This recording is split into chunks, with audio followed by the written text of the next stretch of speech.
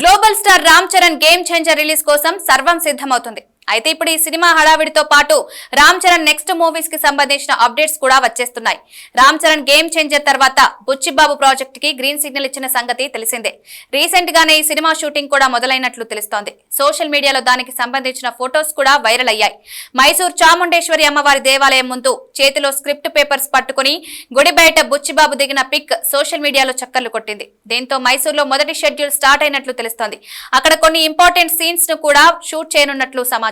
ఇక ఈ సినిమాలో రామ్ చరణ్ కు జోడిగా బాలీవుడ్ బ్యూటీ జాన్వీ కపూర్ నటించబోతున్న సంగతి తెలిసిందే.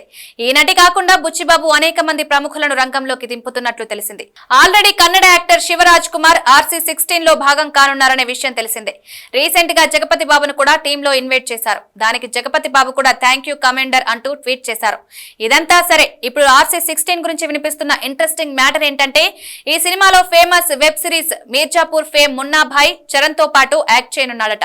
మున్నా భాయ్ అసలు పేరు దివ్యేందు, కానీ మీర్జాపూర్ సిరీస్ చూసిన చాలా మందికి అతను మున్నా భాయ్ గానే తెలుసు. ఈ సినిమాలో దివ్యేందు ఓ కీలక పాత్ర పోషించనున్నారని సమాచారం. త్వరలోనే మేకర్స్ కూడా దీనిని అఫీషియల్ గా అనౌన్స్ చేయనున్నారట. మీర్జాపూర్ సిరీస్ ఎంత ఫేమస్ అయిందో తెలియంది కాదు. ఇప్పటికే 3 సీజన్స్ కంప్లీట్ చేసుకుంది. దీనికి సెపరేట్ ఫ్యాన్ బేస్ ఉంది. 2 సీజన్స్ లో మున్నా భాయ్ గా అలరించిన దివ్యేందు 3వ సీజన్ లో లేకపోసేసరికి కొంతమందికి నిరాశ వ్యక్తం చేశారు. అంతలా దివ్యేందు ఫ్యాన్ ఫాలోయింగ్ సంపాదించుకున్నారు.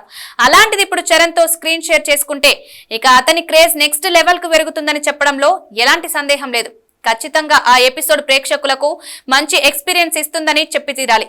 ఇప్పటి వరకైతే కాస్టింగ్ లో ఇంకా ఎవరెవరు భాగం కానున్నారు అనే విషయాలు బయటకు రాలేదు. త్వరలోనే టీం ఈ విషయంలో క్లారిటీ ఇవ్వనున్నారు.